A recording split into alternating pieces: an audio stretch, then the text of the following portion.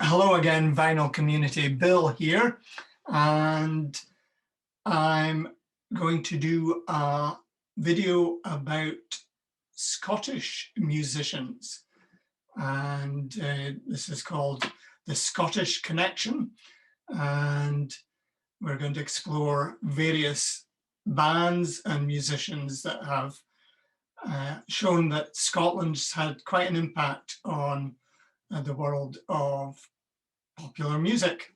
So let's start with a guy called Bert Yanch, who was born in the Springburn area of Glasgow in 1943 and became a leading proponent of the folk revival in the UK and a founding member of Pentangle.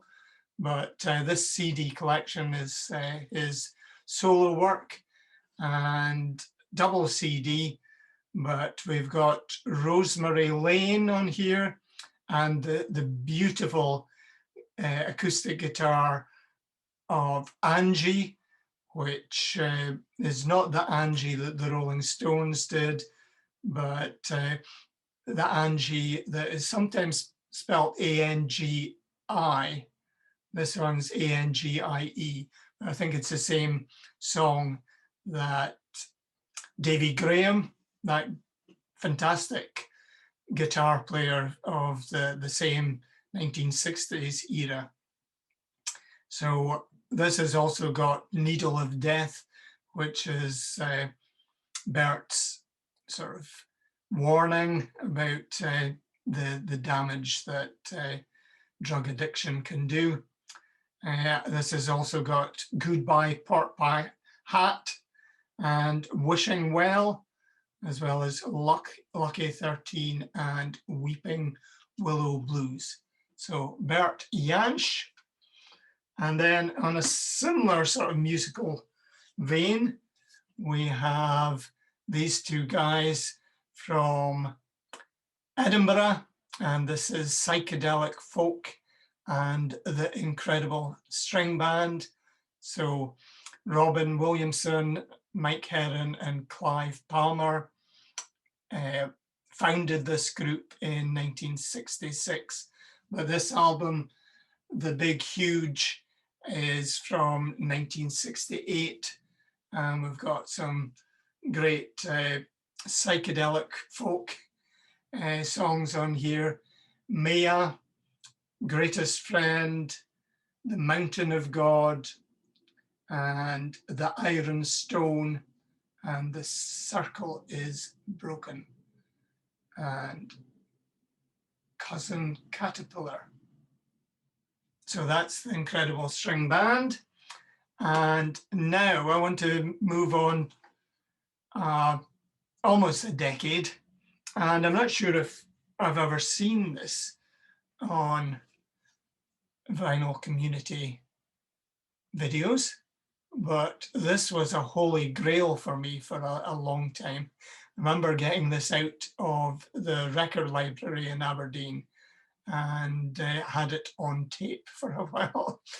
And then I was looking to buy this on vinyl. And it's a fantastic album. I think you would call them, well, Scottish pub rock, but also soul funk. And the lead vocalist is a lady called Maggie Riley, and she went on to have a fair bit of success with Mike Oldfield. So I think anytime you hear really strong female vocals on Mike Oldfield's discs, then Maggie Riley is the lady to thank for this. So if you're not familiar with this band, I think they're from the Glasgow area, and I mentioned Maggie Riley, but Colin Tully is the sort of saxophone, flute and horns man behind the sound of Cado Bell. So typical sort of early to mid 70s dress, the band members on the back of the album.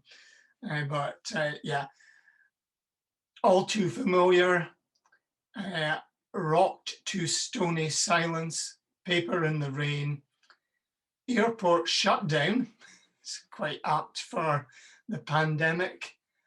Rough diamonds and stones throw from nowhere. Great tracks from a great album. I would give this a 5-star album. I think it probably didn't do very well in the album charts at the time, but yeah, fantastic sound. And please check this out on your favorite streaming service. Then from Dundee, we have the Average White Band. And this is the album from 1974 and features Pick Up the Pieces and You Got It. But I think of Average White Band as a mainly instrumental group. But yeah, some of their songs do have vocals and words as well. So yeah, the lineup are Alan Gorey and Hamish Stewart, Roger Ball, Onnie McIntyre, Malcolm Duncan, and Robbie McIntosh. And yeah, really great soul, white soul. Yeah, a great funky band as well from Dundee. Usually people from Aberdeen have very little good to say about things from Dundee, but Dundee has got some great musical heritage in the shape of the Average White Band. And then moving further down the coast from Dundee to the Kingdom of Fife, we've got Nazareth. And these were great rockers. Dan McCafferty on vocals. I think he was the vocalist throughout the long career of Nazareth. And in the sort of days from 68, from when they were formed, through to 78, the main guitar player or lead guitar player was Manny Charlton. And yeah, we've also got Darrell Sweet on drums and Pete Agnew on bass. But you can, I don't know if you can see the names of the tracks on this, but Razzmatazz is a fantastic rocker. We've got Love Hurts, which this is a rocked up version of the song made famous by the Everly Brothers, and also Graham Parsons and Emmylou Harris did a great version. But the big hits were Bad Bad Boy and Broken Down Angel. And My White Bicycle was another of their big hits as well. So hits mainly from 72 to 75. But you can also see at the bottom of the reverse cover some of the album sleeves of they were a great album band as well. So Loud and Proud and Razzmatazz, great rock albums from Scotland. And indeed, I mentioned about Manny Charlton being their main guitarist from 68 to 78. But a guy in this next band, Zal Clemenson, also played for Nazareth later in their career. So I'm going to show 2 albums by the sensational Alex Harvey Band. So this is the live album, and yeah, this is great because it's only 7 tracks, but we've got Faith Healer and the Tomahawk Kid, and Vambo, Coming to the Rescue, and Delilah, a great version of the Tom Jones, and Framed.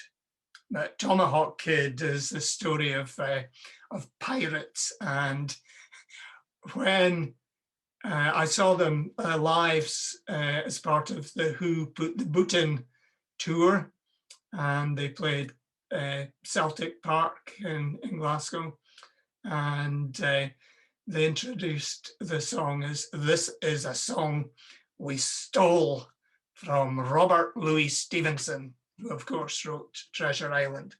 And Tomahawk Kid is a song about setting sail on the seven seas. There's Captain Dan and Billy Bones and me and the Tomahawk Kid. I used to sing this song to my daughter when she was about 5 and obsessed with pirates. And yeah, the other album I want to show is the Impossible Dream. And this has got the Hot City Symphony. This has got the Hot City Symphony. Part 1 is Vambo, and then part 2 is Man in the Jar. But we've got Sergeant Fury and Tomahawk Kid and Weights Made of Lead.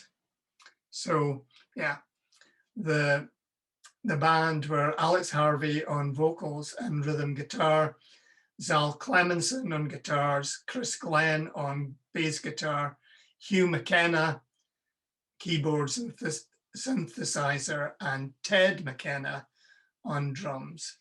And yeah, I wasn't sure if it was a gatefold, but yeah.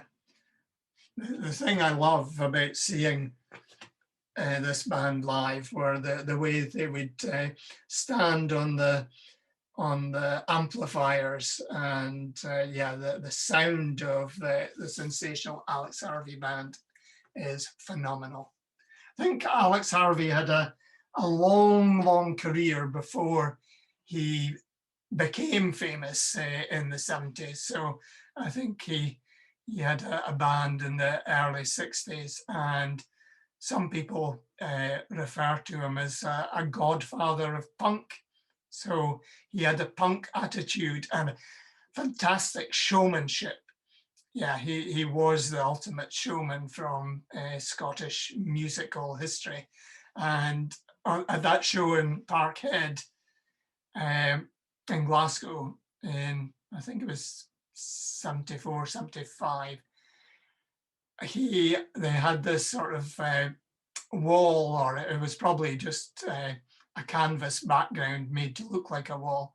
And then he got 2 or 3 people up from the crowd and issued them with cans of spray paint, and they had to do the graffiti on the wall to announce Vambo, Coming to the Rescue. So that was the sensational Alex Harvey band. So I'm never sure when I'm putting my sensational Alex Harvey band records away on the shelf, whether I should file them under H for Harvey or S for sensational. So answers on a postcard, or you can always write something in the comments below and say where you would file the sensational Alex Harvey band in your collection. So we can't speak about Scottish connections without this next band, which some of you might think are an Australian band, but yeah, the members of AC/DC have got strong Scottish connections. So Bon Scott was born in Kirriemuir, and which is near Forfar, which is slightly north of Dundee.